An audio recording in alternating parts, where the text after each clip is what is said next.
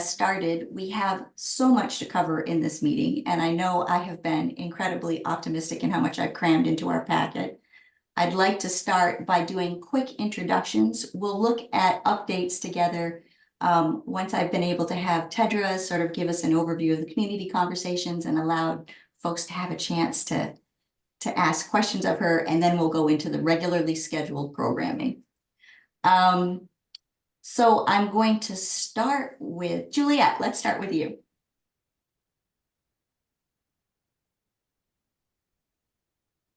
My audio may not be doing good. Oh, yes, it's working. Oh, okay, great. You are all a little quiet, but that's okay. Are we just doing introductions? Just quick introductions. Okay, I was yes. frantically trying to switch my sound outputs. Hi everyone. I believe I know just about everyone, but not Tedra. It's very nice to meet you. I'm Juliet D'Alessandro. I am the supervisor for the substance use prevention team at the health department, which is a new team as of January and a new role for me as of January as well. Most of you probably know me from last year pre-maternity leave when I was the coordinator for our HRSA consortium. It's very nice to see everyone today. Thank you, Juliet. How about Randy? Okay, Randy Hayden. I'm a school board director for the town of Darrington. I'm also the vice chair of the Darrington Intervention Prevention Community Coalition. And I'm also the chair for the Snohomish County Mental Health Chemical Dependency Advisory Board. And we all wonder what he does in between times. Rachel Smith. Hello, I'm Rachel Smith. I'm here at Department of Emergency Management in Snohomish County, and I am the opioids program coordinator. Thank you. And I think I see David Fine with you. Yes. Yeah. Hi, everyone. My name is David Fine. I work for the Snohomish County Department of Emergency Management, and I'm the opioids program manager. Thank you. Good to have you both here. Katie O'Hara. Hello, everyone. I am Katie O'Hara. I'm the Assault and Prevention Coalition Coordinator. Good to have you here. Amy, who gives the best naloxone training ever. Thanks, Lori. Hi, I'm Amy Wheat, opioid outreach specialist with Snohomish County Human Services. Good to have you here, Amy. Jacob. Hi, Jacob Grillo with Conquer here in Monroe and all over Snohomish and Washington. Thank you, Jacob. Jasmine, who I know isn't feeling well. Jasmine, where'd you go? I put it in chat, but I'm Jasmine Jones. I'm the supervisor for the Sound Pathways Harm Reduction Center, which was formerly the Syringe Exchange. Good to have you here, Jasmine. Tracy.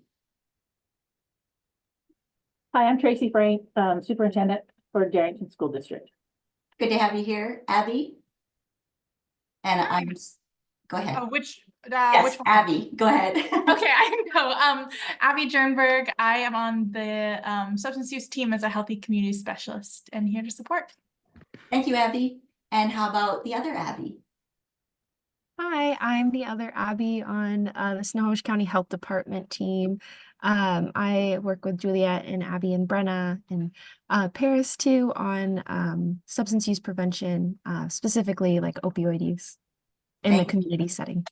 Abby, is your last name by chance Sauer? Yeah, it is. Okay, great. Thank you. Let's see, Paris. Good morning. My name's Paris. I am a new healthy community specialist at the health department working under Juliet to be initiating some overdose fatality reviews in our county.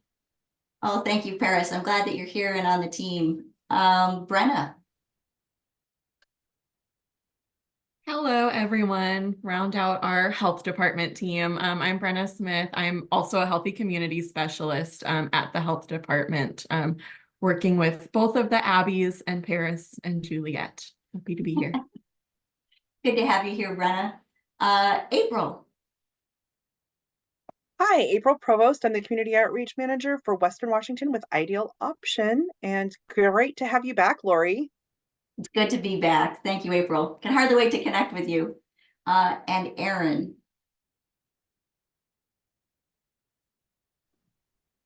Can you guys hear me okay? We can. Yay, awesome. Okay, Erin Lopez, I'm a peer outreach specialist with Ideal Option. Thank you, Erin. It's good to have you here. I am going to, you'll see in your packet, which I keep pasting the links to as people join. I'm going to paste it one more time. The packet gives an overview of our agenda. And first on the agenda, we have so much to talk about. I wanted to have you folks meet Tedra Cobb, who is a person that we're lucky to have coming out here in the summer to do some community conversations around the topic of stigma.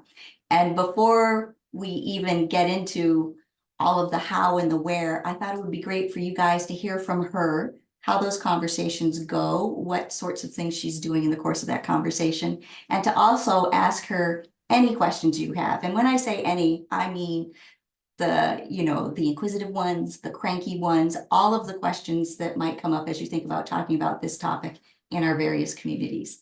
Go ahead, Tedra. All right. Well, first I want to say thank you for having me here. So I'm going to move my right hand. I'm a talker with my hands, but my left hand is holding my computer. And I'm in a car because I'm in Ohio. I'm in Chillicothe, and I've just finished a week facilitating the community conversation in 3 counties here.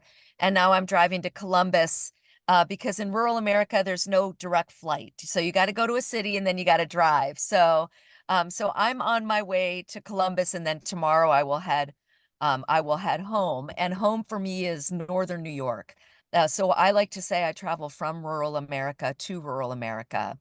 So a little bit about myself. I am a consultant, facilitation trainer, curriculum designer for UR Medicine, or the University of Rochester School of Medicine in Rochester, New York, in the Recovery Center of Excellence. So there are 3 recovery centers: UR Medicine, UVM, or University of Vermont in Burlington, Vermont, and then the Fletcher Group out of Kentucky. And we each sort of have different focus areas, but I've actually been with UR for 3 years.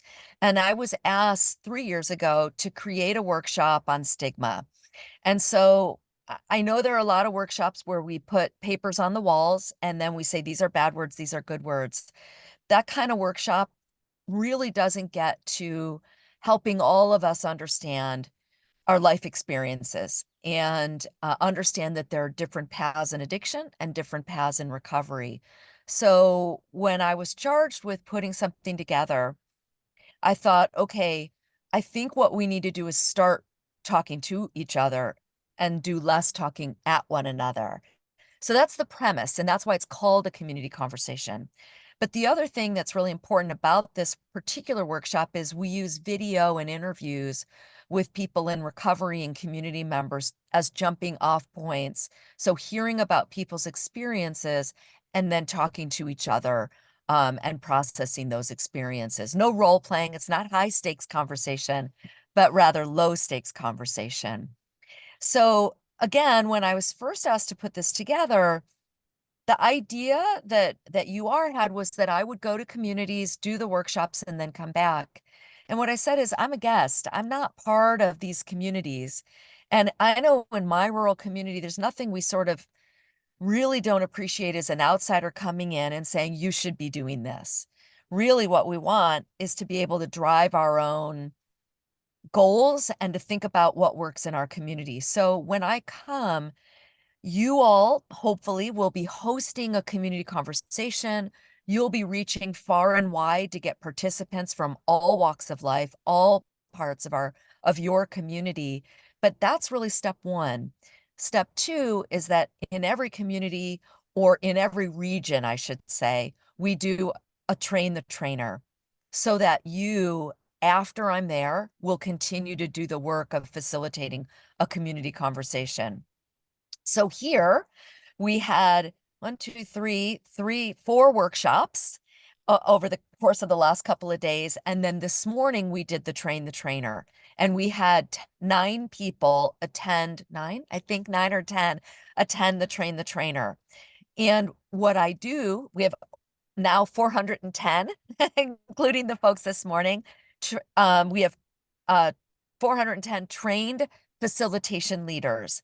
And then every month I host meetings with all of those facilitation leaders, whoever can jump on, to keep the work going and to provide support, to coach and mentor one another, because it's really the ongoing work that hopefully you will be doing as facilitation leaders, getting deeper and deeper into the community and making more and more of those connections. So the workshop, again, is about talking to one another, about learning about addiction and about recovery, really with the mission of supporting people on their journeys, on their recovery journeys, and getting people into recovery and supporting them. So I'll pause there. Because I know that Lori is very thorough, so you probably got the overview and all those things, but I really want to answer any questions that you might have. Our plan is just to highlight, we are going to do one in Darrington, a community conversation in Darrington, which we've already got a date of June 26th. And then we want to do one somewhere in the southern rural census tract. I don't have any footing yet on that one. And then the idea of doing a train the trainer, I'm thinking just for all of the travel time and the fact that I've only got 2 days of Tedra's time, I'm wondering if we might be able to do it a more central point and get folks to come who are interested from either the northern or the rural, and whoever else we can get. And I want to broaden who we might invite to that train the trainer, to anybody that you can think of that might be really good to go through the training and to have available to train, whether we're in the rurally designated census tracts or we're in other parts that we know are rural or just needing a community conversation throughout the county of Snohomish. Yeah, and I should clarify, the reason why we're talking about rural is because I work in the recovery centers are funded by HRSA and they're rural focused. So that's not to say that people from an urban area can't come or a suburban area, but the difficulty for us in rural America is that oftentimes we're left behind, right? We don't have all of the services. We don't have, I mean, you guys have a fantastic coalition, it looks like. But you know, the work of that coalition and being able to continue to reach out. And for me, HRSA pays for me to come to you. So you don't have to use your grant funding for that. I will come to you. So really the work that we're doing together is thinking about who do we want to invite, which is a broad section of the community. I always say cast the net wide because we want diversity in the room. We want people who, like me, I used to be a firefighter. We want people who are firefighters. We want people who are in EMS. We want people from the schools. We want elected officials. We want faith leaders. You know, we want people from different kinds of communities to be in the room, peer recovery specialists, so that when we're having a conversation, we have many different voices and many different experiences so that we can help people understand addiction and recovery. Are there questions? Amy, I knew that you might have some questions around train the trainer. Is there anything else that we haven't covered that you wish we would?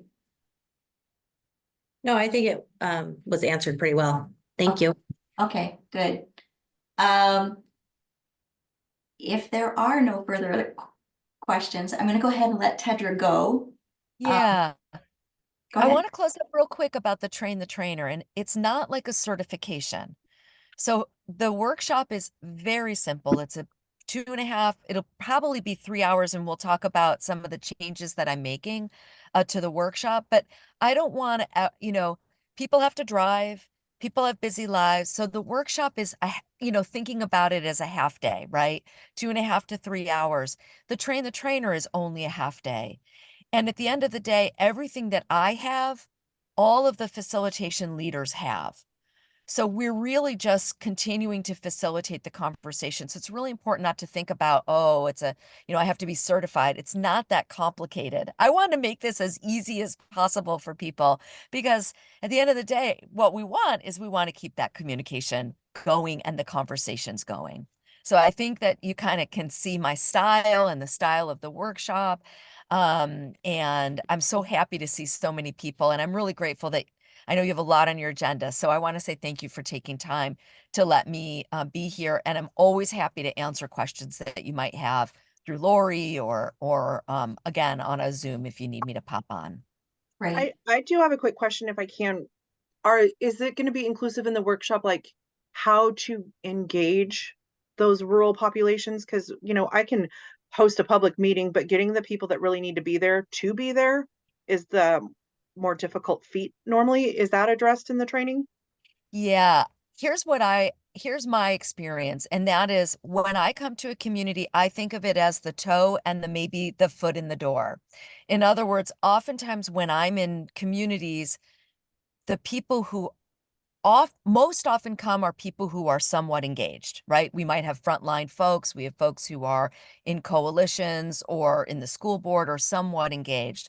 The next level of getting deeper is where you come in as facilitation leaders.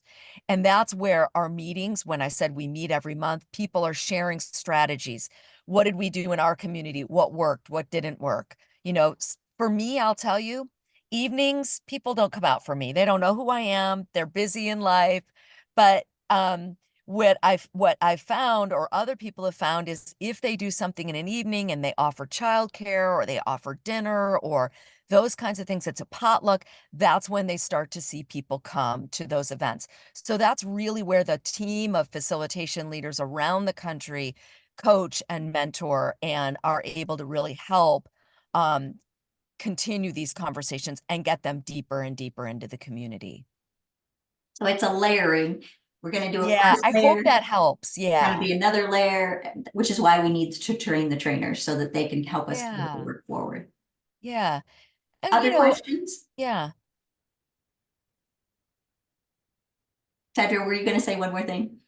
I was just going to say that in Illinois, I was just, you know, at a HRSA event, and I had 4 different people from different communities talking about how they hosted and then the outcomes. And, you know, one of the groups said that what they did afterwards was they reached out to all of their network of friends and community people, and they practiced on them so that then when they were able to do it, then the next thing was doing it in the community, trying it out in the community, seeing what was successful. And now they're hosting regular events in the community. So again, for me, it's not a one and done. My visit to you is just the first step. Well, I'm really grateful that you put us on the list this year and that Yeah. we are going to get a chance to see it firsthand and get trained up. All right. Thank you, everybody. Thank you, Tedra. Bye-bye. All right. I look forward to meeting everyone. Bye. Bye-bye. Okay, I see that a few more people have joined since we first went through with introductions. And let's see, Britt. I'm sorry, I don't even know the first name. If you could introduce yourself, tell us where you're from. Yes, sorry, that's me. I'm just fussing with my AV equipment here. Hopefully that's working. Can you hear me? It is. We can see you. Sorry for being late as usual. My name's Eric Britt. I'm the program director over at the Recovery Center at Evergreen Health Monroe. So SUD treatment unit at the hospital in Monroe. Oh, thank you so much for being here. Let's see, who else? Rachel, who I haven't seen or talked to in forever. Hi, Lori. Hi there. Yes, I'm Rachel Adams. I'm the Human Services Coordinator for the City of Monroe. Thank you for being here, Rachel. Absolutely. Happy to be here. Mari? Hi, everyone. Yeah, sorry, I had another earlier meeting that was just running late. Yeah, I'm Mari Perot. I'm the Coalition Coordinator for the Darrington Prevention Coalition, and I'm happy to be here. Good to have you here. Okay, I'm going to share my screen quickly, and then because I keep pasting all of the links to the various things, I'm hoping to be able to have you guys open the meeting packet or go to the specific links in the Padlet as we're talking about this without having to share my screen so that we can see each other as we're talking. And if that isn't working for somebody, please let me know and I'll go ahead and share my screen. Quickly, what we're going to try to cover today. Sorry, just let me get it so that I can at least see you guys. Are you looking at my screen? The PowerPoint? Great. Okay. So today we are going to talk through some updates of what's been going on since we were last together, which I want to say was last July, maybe. It's been a bit of a time. And then we're going to talk a little bit about sustainability and a little bit about next steps. And to begin with, I wanted to show you how the Padlet works. So if you clicked on the full Padlet, I'm going to click on it and hope it opens. What you will see is, give me a moment to bring it over, is sort of, it's like a big desktop that just has all kinds of things related to the various things that we're going to talk about. And if you wanted to add a comment, you just click in and put whatever information you'd like. You can see that we have a lot of the topics that we're going to be covering during our meeting. And if you scroll over on this eternally long Padlet, you'll see at the very edge, there's a couple of resources, the no-cost extension documents that we submitted, which are the work that we said that we would do to, and HRSA gave us permission to take this extra year to continue doing. And then additional feedback. And here's what I want to tell you about the feedback. If you click on the plus sign, you'll get a thing. You can write whatever you want, give it a subject, click in here. Sorry. Publish it. What you will notice is that your name is not attached to it. So you can say whatever you're really thinking and I will never know who it is. But if you want me to know who it is, it'd be great if you added your name to it so that I can respond to you if need be. This link to this Padlet will always take you to this Padlet. So if you think of something later, tomorrow, next week, you can come back in and add something, or you want to refresh your memory about what we were talking about, it's always here. So let me go back to the PowerPoint and explain that when we get talking about this load of work that we said that we would do, you'll see a link over here, and it just takes you to the very specific part of the Padlet that refers to this work that we're talking about. And so you'll see only the things that are related to the community conversations. Is there any questions on that? Okay. So let's start with the community conversations, just because that's the thing that we just talked about. You've heard who Tedra is and what she's doing. And if you clicked on that link and go in, you'll see the overview of how far we've gotten on planning that conversation up in Darrington. So Ashley Brennan, who's the library manager up there in Darrington, she has okayed that we use their meeting room on June 26th. I've reserved the 3 to 6 p.m. Time frame up there. I don't think that it's going to be a 3-hour thing, so that we can allow setup and breakdown. So it's out there in the future, but I want to say that we at least have a time and a place, which is so good to be able to report back to HRSA that we've got some anchoring of some of these things that we've said we're going to do.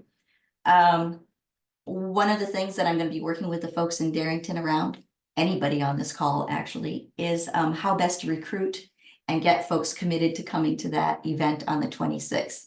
We're especially focusing on the various community leaders, anybody from the recovery community, anybody from somewhere else who wants to come just because they'd like to see how this conversation goes. We'll be talking about in the separate meetings, not this meeting, just how we can go about getting the word out and effective channels to advertise it. I'm looking at Juliet when I say, can we fund some food for this event so that we give all of the reasons that might magnetize people to come, even if it's free food. And then these are sort of way forward thinking things, but because Amy did such an excellent training up in Darrington yesterday. We had about maybe, I don't know, Randy, was it 10 or 12 folks that were actually from the community? I think more like 15 maybe. We had, it was a good showing. It was well attended. And what did you think, Randy, of the actual training? Well, like I said, I've been involved in this for quite a few years and I learned some stuff. So the training was good. The training was good. And I'll tell you, that little comprehension test at the end where you hold up your true or false sign, I got one of those wrong. I won't tell you which one. And I have seen a lot of naloxone training. So yes, she's really good. I liked how it paved the way for the library to get excited about hosting another event. And now you give me a mile, I'll take 10. I'm trying to explore if we might put up an emergency access box, like you would have an AED or an EpiPen in, but for naloxone, and have it outside the library so that anybody can come get a box of naloxone, and they don't have to interact with anybody. It's there, and we would keep it, filled up. We would figure out how we would do supply, but that's a dream that I have. I'm just putting it out there. Is there any thoughts on that before I go forward? Like we should or we should not pursue such a thing? I see Amy saying yes, Randy, Juliet. Okay.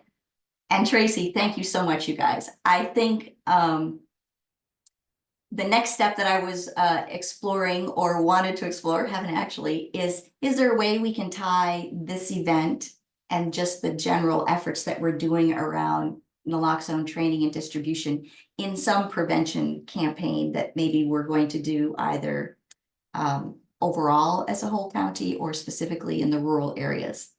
I don't need an answer, just planting that seed, mostly with Juliet, maybe a little bit with Mari. See if maybe we could take that further. In the Southern Tract, and April has honestly been my big connection in the Southern Tract. I need to get out and meet more people. But April, I look forward to any insight and advice you can give me as we try to figure out how to do the same type of event, but somewhere in the Southern Tract. And now our day is limited to the 27th because I only have Tedra for 2 days. Yeah, we can definitely. So Erin and I have made a couple of trips out specifically to Index, and met with their city hall and met their pet chicken and some other great things that we've been exploring out there. So I definitely think that there's room for that. Especially if we can get this transportation pilot up, and maybe we could run that transportation on a special night or time to get inclusion there so that we can find a bigger space to host it in. I love that idea. So yeah, I have plenty of ideas around that. What I would really like to see, I love Amy's trainings. So she's an amazing human being. But what I would also like to put some emphasis around is training the people that use drugs, because they're generally not going to come to one of the more comprehensive trainings. So how do we get that messaging out to the people that are most likely the ones to use it? I wonder how many overdoses could have been prevented if they just would have been using the naloxone accurately in some instances. Right.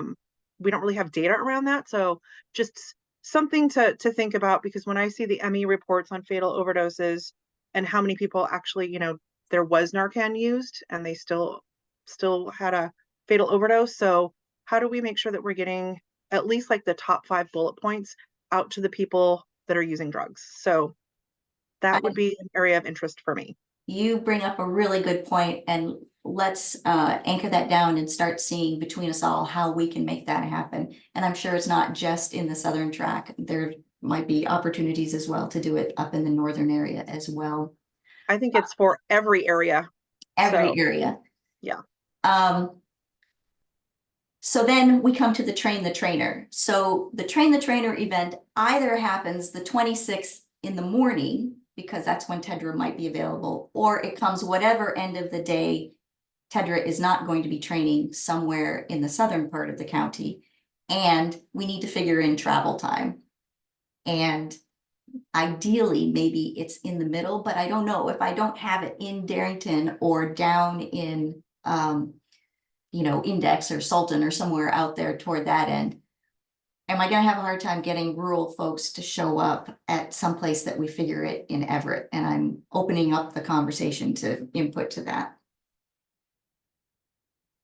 Rachel, Adam, do you think that there's capacity for Monroe, because that might be a little more equidistant for folks, not so far inland down too? Yeah, we could definitely talk more about that.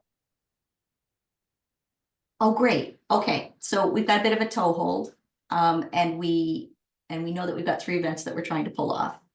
Okay, if you go back to your packets, the next, you'll see that there are 3 slides that are just an overview of what Tedra does and how we are framing it among our community, or even just among this group, what we're trying to do with those conversations and who Tedra is. And I see that Rachel raised her hand. Yeah, I'd have to look into this similarly, but DEM also has a training room. And so long as it isn't booked up for that day, we may be able to host it in DEM, but I have to confirm that. I can't promise it off the cuff right now. Oh, great. Thank you, David. That could be really good. Someplace central, I think, is going to be our best bet. And I also want to underscore, it doesn't just have to be people from the northern or the southern track. If you think this is interesting for anybody that you would like to see trained up, let's bring them to that training and utilize having Tedra face-to-face, leverage it as big as we can. Okay, so now I'm zipping on to slide 7. This is our South Contra. So in the South Census Tract, the contracts that are in process. And if you click on the link that's on that slide, you'll see and I'm going to share my screen, Padlet that is associated with the South side. And I'm going to let April and Katie and Aaron sort of give an overview of what's going on there. What you see here that says needs updating, I know that I don't have whatever the latest contract is, and I'm betting it has changed since I was dealing with you folks a couple of months ago. I know it has because I talked to Katie. Katie or April, do you want to give us an overview and maybe introduce Aaron? April, you want to take it? Sure. I can take that. So right now we are waiting on county to sign contracts to get that transportation pilot really moving forward.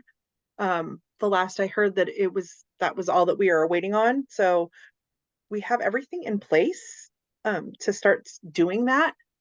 We would love to be able to get the flyers sent out and start, really advertising this awesome opportunity for folks to bring people in from the more pocketed rural areas within the census tract. So again, just waiting on that final piece from the county. What we have been doing in the meantime is we have Erin on board, Erin Lopez.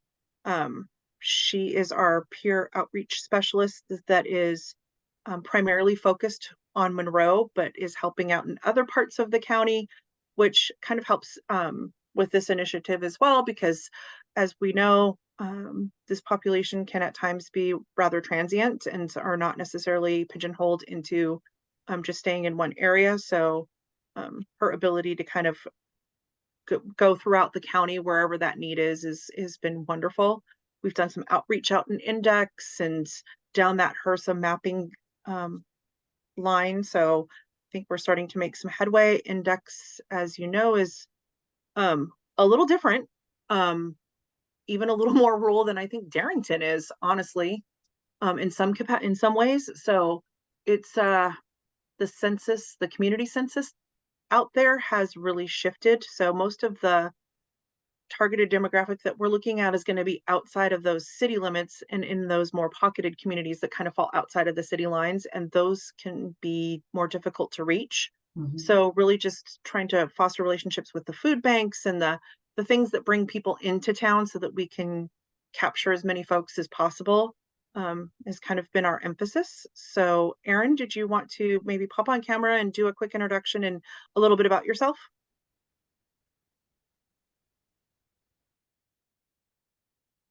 I know Erin might have been having trouble actually camera wise. So, and that is okay. So Erin, I'm going to go ahead and take that for you. So Erin started with us the first of the year.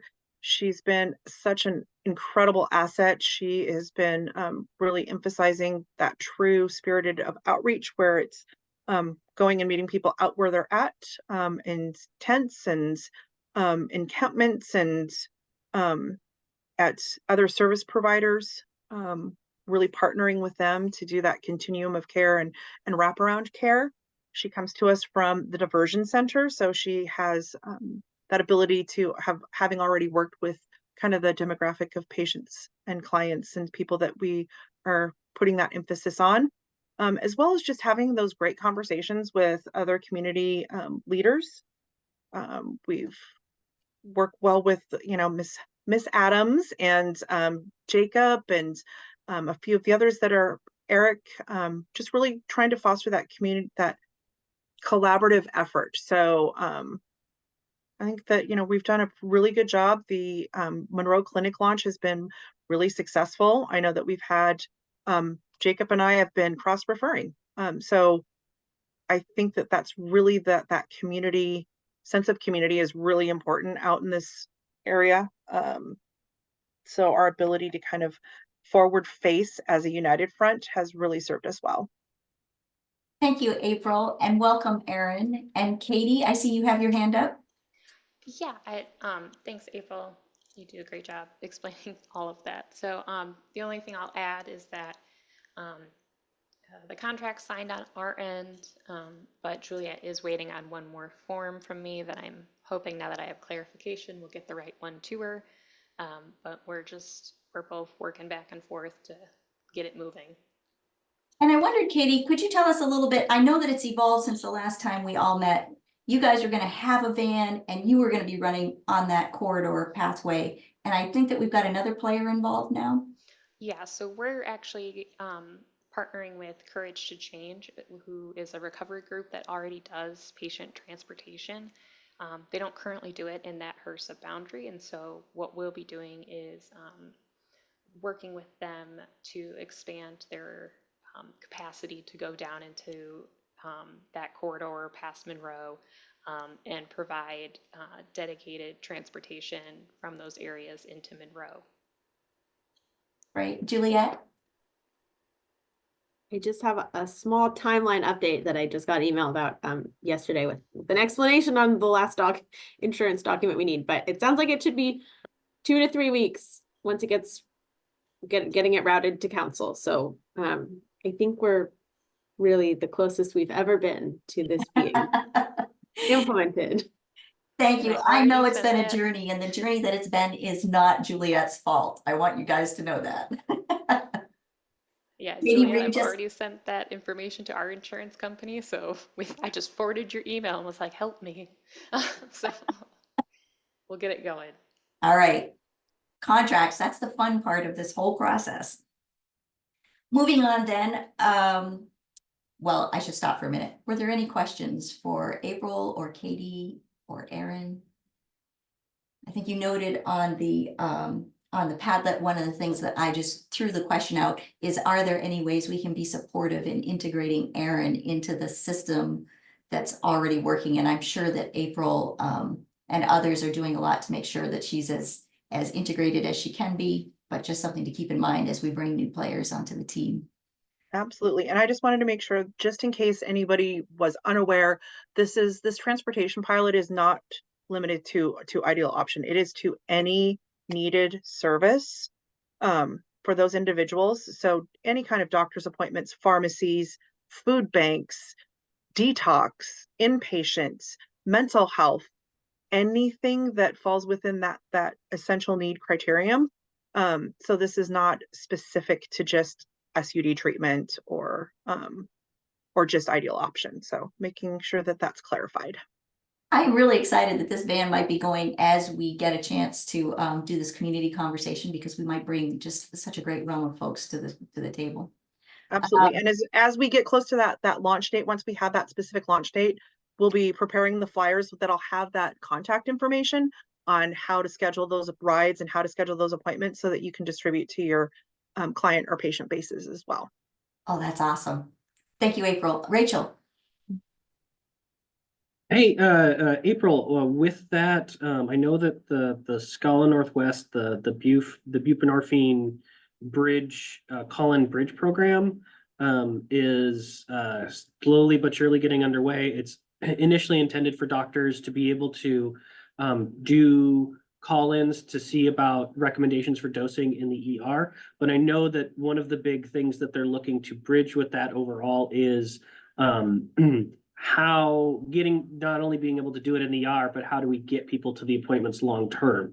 And so I'm wondering if ideal options, or at least this part of the project is, Scala is kind of slowly building up capacity in phases, but I wanted to make sure that was kind of on your radar, and hopefully kind of bridge that gap, because transportation, especially to that those rural areas and those kinds of supports is really huge. Absolutely. And maybe we can schedule something for like Monday or Tuesday of next week, and look at how we can kind of marry those programs and utilize that service for this. Sure. Yeah, absolutely. And our health department partner, I'm probably stepping on their toes like I usually do. But I know with our substance use prevention team, they're really integrated into that. So, but I wanted to bring that up as an idea. Absolutely. And step away, man. It's saving lives. So. Well, I mean, yeah, but I got to work with them. So. David, no worries. Absolutely excited to get anyone and everyone connected, and excited that you're helping us do that. So truly don't worry about it. Thank you. Being more self-deprecating than I should be. David, Abby, and April, thank you, because that's exactly why it's great to get us in one room so that those little quick connections can happen. They're quick, but they're important. Okay, moving on. Our next topic is in the North Track, the youth engagement and prevention effort that we have committed to doing for our no-cost extension with HRSA. And I'm pulling up that Padlet, which doesn't have a lot in it, so I'm not even going to share my screen. How about Mari? Yes, Mari's here. Mari, do you want to tell us about going to Montana, who went, what next steps are? I hear that there might be a collaboration with some folks at the health department around a youth prevention campaign. Hi, yes, thank you. Sorry, and I'm on my desktop, which the camera does not work, but yeah, so this past July, we were able to take one of our middle schoolers to the Montana Institute, and it was wonderful. I would recommend, if anyone can attend it, please do so. It really is kind of one of those life-changing things for our middle schooler, and she still talks about it. So yeah, so we are looking at doing a positive community norms campaign in the community. It's going to be run by our youth coalition. And right now we're just waiting for that healthy youth survey data to come out. And actually reminds me, Tracy's here. I could not get that link to work. So I don't know why the link wouldn't work, but it could be because I was trying to do it from my phone. But the data will be coming out shortly, so we'll be able to access that. And really what we use with that data, excuse me, is changing the perception.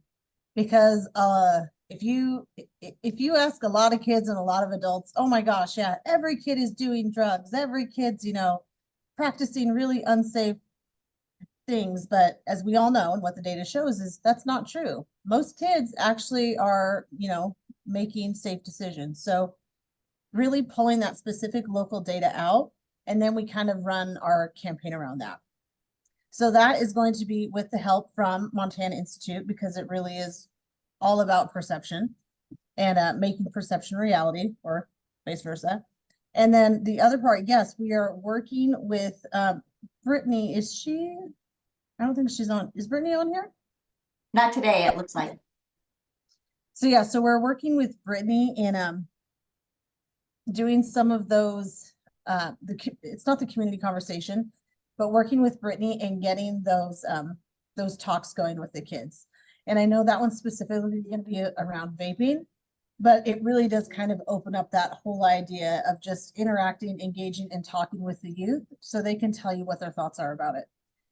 And then the other part that we're also doing, which we should be doing shortly, is the peer-to-peer training. We just wrapped up that training with our youth coalition. We were able to take middle schoolers and high schoolers, and we're meeting on Friday. Oh, thank you, the listening sessions, yes.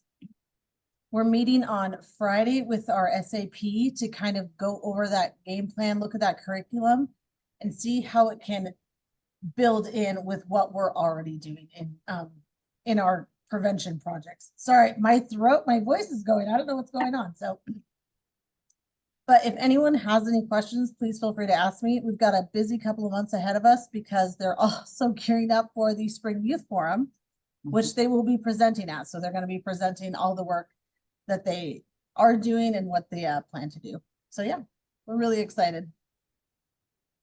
Thank you so much, Mari. Are there any questions or thoughts that anybody would like to add? Yeah, actually, so I know that in our last legislative session, we got some legislation passed about naloxone being made available at the schools, regardless of patient or of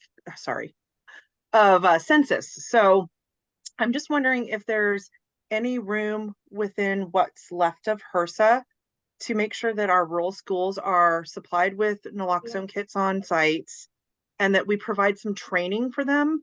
I know that we had some recent overdoses out in the Sky Valley track of some youth that was just horrifying for the communities. So I just feel like we could do a little bit more there, and getting some trainings for our high school and middle schoolers. I mean, even if it's not their peers, it could be their parents. So making sure that they're trained on how to use it correctly might be advantageous. Can I jump in here real quick? Please do, Amy. I'm so happy you're here. We've been collaborating with the health department, and Human Services will be supplying all the schools in Snohomish County with naloxone. And then one of our supervisors, Amanda Frankie, has already sent out a request to all the school districts how much they need for each school. So we're definitely working on that, and hopefully going to be all trained up in May. Juliet, is there anything else you want to add about that? I don't think so. Okay. Yeah, we are happy to have Human Services and your team handling that. Yeah, so we decided, instead of trying to have all these different people trying to, figure out who's doing what school, just be easier for us to supply all the schools. So if there's any issue, April, or that you know of, or we can talk more offline too about additional trainings, but we're tackling it. I love that, Amy. I should have known that you would be on top of it. You're so amazing. Are you finding that there's any pushback from any of the schools, from any of the districts? I know that historically that's been a more difficult market. So if there's any way that we can help, whether that looks like, hey, where do you go for treatment, or available options that will treat youth, because I know that that's also a very difficult one. Please let me know how we can help support that. Oh, perfect. Yes. It's actually been pretty well received, honestly. We were looking at the surveys that came back yesterday, and everybody, was pretty open. There's a couple we haven't heard from, but Amanda was going to reach out to them specifically. I think the legislation has helped really kind of push that through, that now it's okay because this is, the moving forward trend. So fingers crossed. Thank you, Amy and April. Really contemporary issue at this stage, and it sounds like we've got a solution that's really on its way to the schools. Katie. I just wanted to add, I'm from Sultan, and the Sultan School District, we do have Narcan available. And I worked with Snohomish County Health Department, and we did like an overdose response training at the town hall. It wasn't very well attended, but the people that did attend, I had 2 people come from Index to come down for it. Wow. So I plan to do more of those, and like maybe offer different times and like a virtual option. One lady from the Monroe School District was there, and she's a part of the school board here in Sultan, but she had mentioned maybe having that training for the youth too, because there's some things in the works going on in Sky Valley, because we did have that 16-year-old who was part of our youth coalition overdose like over a month ago. So we are definitely trying to take action and figure out ways to prevent that. And I have Narcan in my office that I plan to hit the streets, and I've already gave some businesses Narcan, but really pushing that to supply that for people that do want it and that need it, and then provide that training. And I'm kind of working with the fire department as well. I have some connections in there because they've really seen an uptick in overdose, and they've reached out to me figuring out ways to like collaborate together with them. So kind of it's a lot of work to do, and just bringing in more people to help me is definitely what we need. So we are so lucky you are the spark. Thank you, Katie. Amy, go ahead. I was just gonna say that the Snohomish overdose prevention page, Abby and Brenna set up a great resource that you can request naloxone and trainings. So if you come across people in the community, that's a good referral resource, that, you know, that they can go and seek that out on their own. You probably know about that, but They're just the ones that came out and did the training for me. So yeah. Yes. awesome, perfect. Wonderful. And I see Brenna says that there were a lot of amazing questions at that session, and she also dropped the link, which I will make sure to put in the meeting notes that go out after this for where you can sign up for more trainings. Brenna, And Katie, please feel free to reach out to me, because we do treat youth in Monroe, so we can just like do the at-home detox medications. Okay, great. And that kind of thing. And then also been working with Jim Fulcher as well over at the Sultan Fire Department about getting some pre-made kits that included like a pulse ox or a mouth dam, in case it needs to go to that point. So maybe we can look at putting something like that together to put in the schools as well. Yeah, awesome. Thank you. Good information sharing and connecting. I want to move on quickly. I see that we only have 8 minutes of those that I have committed to this hour's worth of time. We can run the meeting as long as you want, but I want to quickly get through Darrington's school district counseling and the contracting. And I know I saw, oh yes, Tracy is here. Tracy, would you like to give us just a quick overview of what you know? And Juliet, you step in and chat. Yeah, through the different funding sources, we've been able to provide or have fund 2 counselors, one for our K-5 students and one for our 6 through 8 students. And it has been amazing. They are very, very busy and really working with students on peer-to-peer relationships, and just other issues that each student is facing individually and as groups. It's been an amazing resource for our staff, our families, our students. And I'm really hoping that we can find continued funding for that for both of them to be here. Something must be in the air up here. I'm joking too. It's contagious. I want to note that Tracy set me up nicely for this discussion around sustainability. So in the school districts, we have 2 sets of funding. We have the HRSA funding, which we're going to get that contract signed, and that is going to go out, and then they're going to be able to invoice, and everybody will get the money in the right places. But as we look forward, what we would like to do, I'm sorry, put a pin in that for a minute. I want to also thank Health and Human Services, the behavioral health folks also contributed a 0.5 FTEs worth of funding. And I'm assuming that money has already come through, but don't quote me on it. I believe it has. But so there's this braiding is what I'm saying of funding that's going on. And it is really tough if you talk to the counselors who are there to be coming up, you know, spring of this school year and not having any idea of whether or not they are going to be funded to do this same work the following school year. And I know that there's one counselor in Darrington who lost her husband last year, was in the state of not knowing at the same time that she's dealing with such a major life event, not knowing whether or not she was going to have funding to continue her work in Darrington, or did she need to go find another job somewhere else.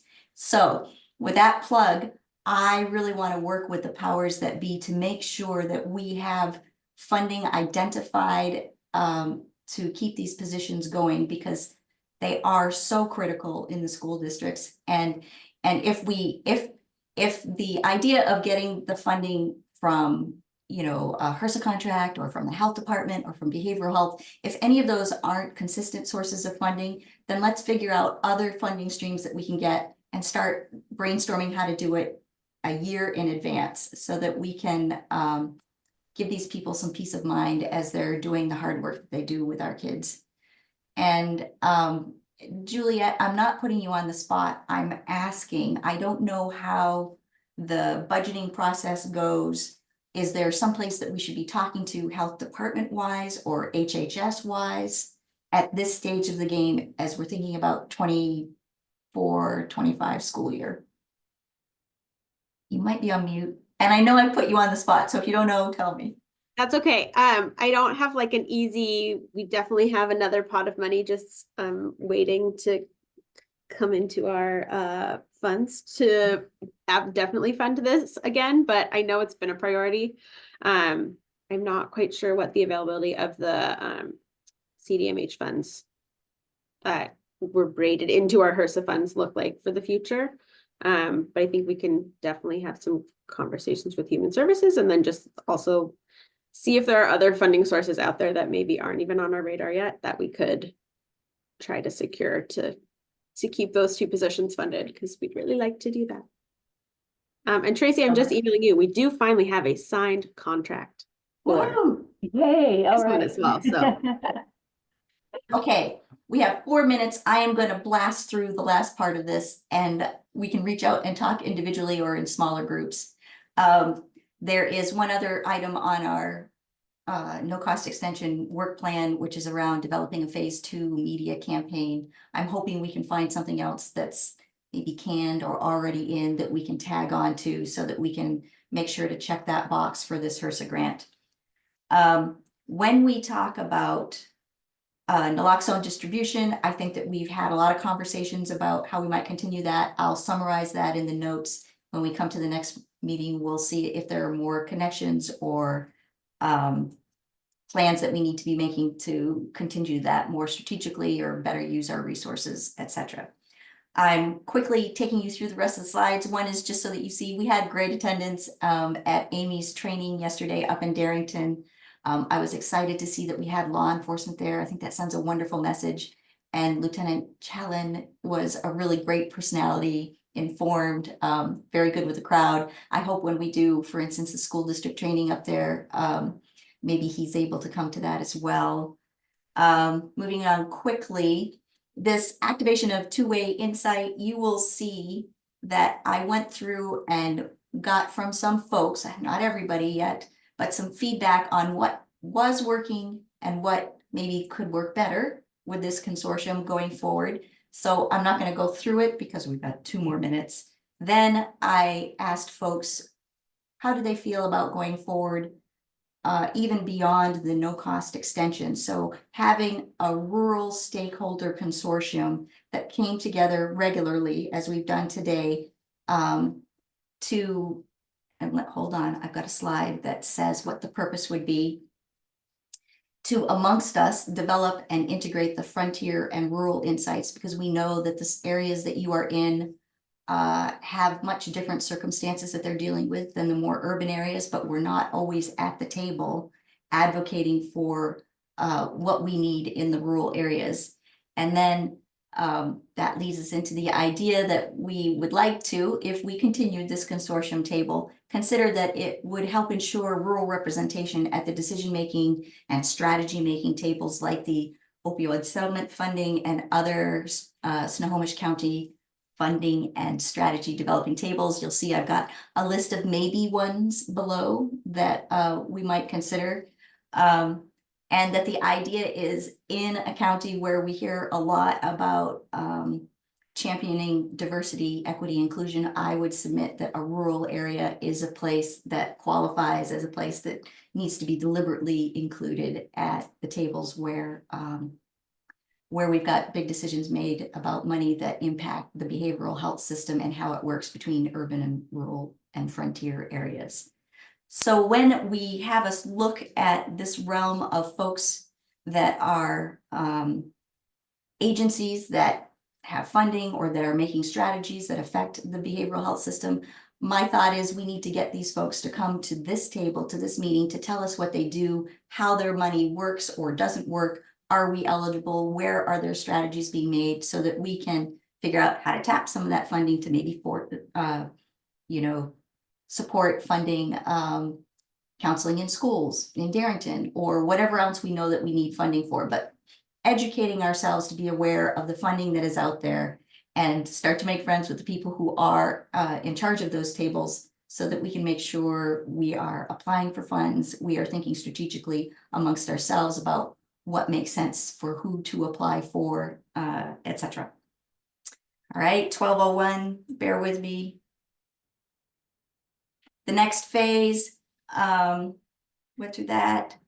That's just a slide that I thought was really cool because it kind of captured the idea that our rural areas are so disparate, but they're all in the same county, dealing with the same system or hoping to deal in the same system. This might be a topic for our next meeting, but what is rural? What areas should we be looking at? Because it's bigger than just what HRSA thinks is a rurally designated area. So what are those areas and who should we be inviting to this table? There are probably some standard sort of stakeholders that we could invite from these various areas, and there might be specific ones that we know through our own networks that should be at this table. And I think we can all really learn from each other. So I put in slides, a couple of next steps that I will be working on. I want to stop talking, say thank you all for coming. Are there any last thoughts, questions? You want to reach out to me so that you and I can talk together individually or in small groups? Any thoughts? How was this meeting? Was it too much, too little? Everybody's glazed. I'm sorry. I thought it was great. It's been so long since we got together. I felt like we needed to get a lot of information out there quick. Hopefully the next one will be, calm. We'll sip margaritas and all right. That's all I have for today. I welcome you guys reaching back to me. If you have ideas of people from any of those funding agencies that you would like me to bring to this table, just let me know and we'll make that happen. And Rachel or David? I just want to talk to you for a second once. Oh, great, great. Otherwise, everybody go forth, have a great lunch. Thank you so much for giving me an hour of your time today. Talk to you later. Bye-bye. Bye, thanks. Thank you.